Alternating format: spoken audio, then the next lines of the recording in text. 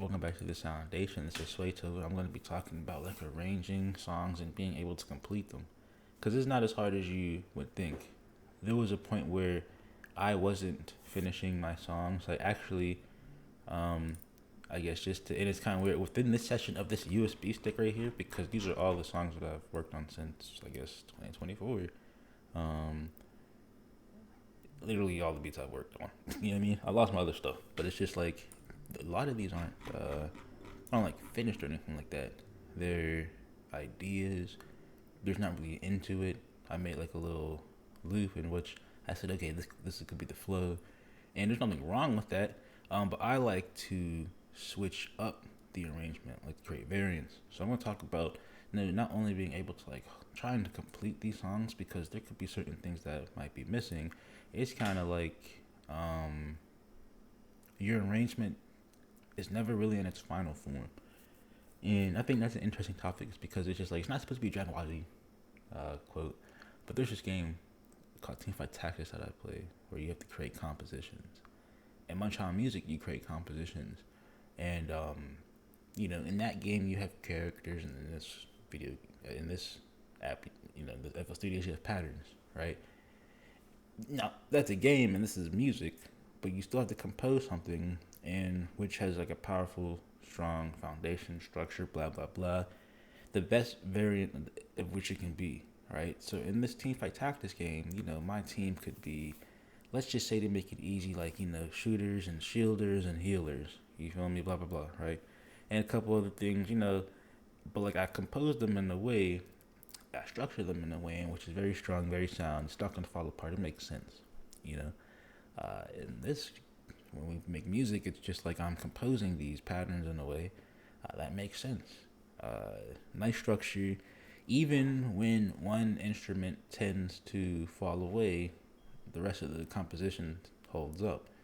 And that's kind of like maybe with a team fight tactics. Even when one character falls away, and any other game mode that you probably will play, like Call of Duty or something like that, the team can still hold up, you know, because it's there's they're each still having a purpose, and maybe when something goes away, its purpose has been fulfilled, you know. So that's kind of like something you can think about even when arranging things. There's some things that you can kind of just have for like a moment, all right, when you're composing something, and take it away. And how fulfilling was that sound? Um, Important, I guess, since I just said something about sound. I guess there's like I don't guess there's like a audio spectrum, right? Stereo field, and you kind of want it to be full, right? You can think about panning, right? And what instruments to pan, uh, because if everything's sitting down the middle, I guess it could sound flat. I'm not too sure. I don't listen to things in mono, I guess.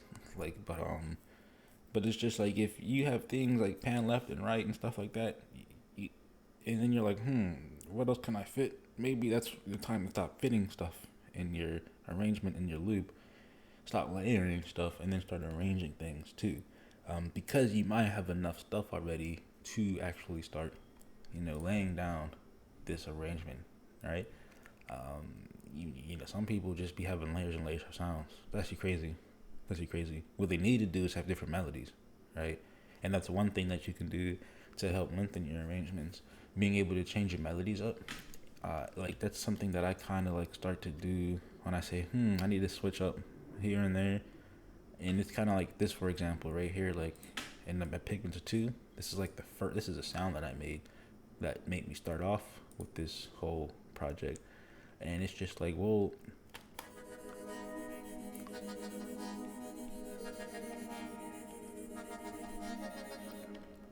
now I can change that. Now I'm gonna later on, I'm gonna make the chords go a little bit higher, I suppose, and see what's up with that. Yeah, it's all gonna fall in line, I believe. And the thing is, as you can see, it goes away right here. And what I like to do, which, okay, the pattern's up here. Since it goes away up here, it's like, okay, can the rest of the beat like still support itself? Is it still full? Answer was like, not really. So I'm gonna add something. I'm gonna add a member to the team. You feel me? I'm gonna add something to the composition. Um, I guess I'll add some vocals. I just don't like how my vocal VSC sound, but it's just like they're gonna be hitting right here. like added this. This is like a piano. This is like, and people walking past the house, but like I had patterns down, um, with just MIDI for ideas of like what I want to put down later, because when you're arranging things, I guess you have to think about storytelling, I guess, and the feeling of the beat, and what can create that feeling. And as you can see, I have steps going up, right, just to make it easy. I have notes going up right here, and it's about to lead to like this emptier space, right? And so I'm probably going to have more long, drawn out notes, maybe, since I said that's going to be like kind of like the choir part. But when you're arranging, you want to think about combinations of these patterns, all right? And when you think about combinations that sound good, they might sound good in a way that actually might make a mixing easier as well. Because if you have these 13 layers of sounds that people like to make for some reason of like the same melody, which is just crazy. Like, I've seen it. It's nuts, I guess. It might not sound that good. But if you start taking away some of those, creating more space within like the creating space within like something like this right here, they don't have one equalizer opened up. Crazy, all right. Your sounds might be taking up all the space. You feel me? Get rid of like a couple sounds, you might have space for a vocal carved out around this range or something like that. See if my mic was muted this whole time. No. So it's just like, you know, when you work for arrangement, think of it like this as well. Okay? You're working with this whole block of sound. Like I said, this all could have been just repeated over and over. There could have been not one part of the grid you saw. But this block of sounds you're working with, you're taking, it's like a chisel and dude, it's a chisel. It's not a hammer. Chisel and a fucking. It's not a nail. Chisel and a fuck. What do they use with a chisel? The chisel and a hammer, right? Because the chisel is the thing that you put in your left hand, hammer you hit with the right hand, right? You start chiseling it away. You're like, all right, this arrangement is a body of music. It's a statue. You feel me? It's gonna be immortalized. And it sounds so fucking crazy in this in the fucking field of music. You know what I'm saying? You're gonna think this dude's crazy, but I'm serious though. It's the same thing when like carving out chords. You're having a block of notes. You're arranging those notes in a way. You know, you start making like melody.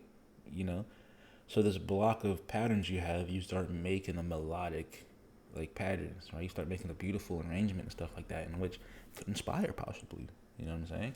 Maybe you might get an artist over your beat. Maybe it might inspire you. That being said, this isn't like an inspiring beat that I'm about to play, just to give it a listen. But you're gonna kind of hear maybe what I've done. So this is what I like to do, right? I guess we'll listen through to it, and like I'll just give you like I guess a couple things that I've done, because I already said I let this go away. I kind of am gonna fill this empty space in with something like I said. But I guess I'm gonna explain it now. A powerful thing that you can do is stop putting your things like on grid like this right here. You see towards the end of this song, like how everything is lined up in this measure right here. Especially pattern 8. Look at pattern 8 right here. Alright, pattern 8's not lined up in the measure. Pattern 8 is in between, like down here.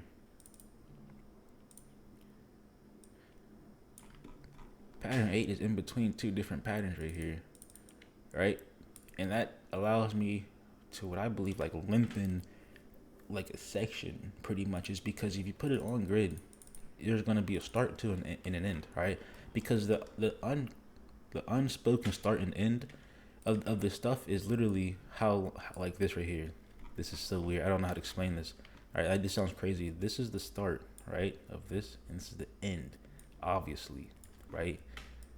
But now I'm putting a start and end of a different pattern right in the middle of two patterns, you know. So it's like a bridge, honestly, and it's just like now I'm just lengthening it, because if I were to copy this all the way over, if I were to put this in the middle of two different patterns, which I didn't at the end, you know what I'm saying?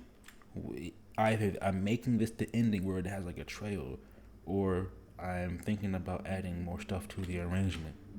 Okay, But this is a particular sound. It's a piano, which is like just a little something, right? That's get played every once in a while. Uh, that just adds a little extraness to the beats, and it's like, you know, if I didn't explain anything, the counting would still make sense, right? I explained it because maybe some people don't think about that. Like I was saying, a lot of people put stuff on grade and just copy and paste it the whole way through. It's impressive. I did the same thing with this. But no, that's actually on count and stuff like that. Anyway, let's give it a listen. Let's listen to how garbage it is, and yeah, maybe I need to start arranging my hi hat my drums better, to be honest. Because here's the thing about like the drum arrangement. Here's the thing about beats. Beats are like particular to the flow of the artist. Like like you're in the studio all day, right, with an artist. You don't have any beats cooked up. Or is this what I'm thinking? Because like I've never done this, but it's just like if the producer and the artist are just there, right? They want something new cooked up, and like they both start vibing. Much how two musicians will start vibing, nothing was cooked up before, right? Those like these pockets and 808s are hitting in a specific like way that the melody and the rapper is like talking those rapping those notes, So it's just like that's also like a different thing to think about. That's not that for the whole case, right? Uh, but like just thinking about that, I don't know where I was going with that, but like I do kind of know where I was going with that. Anyway, yeah. Let's see what this trash sounds like.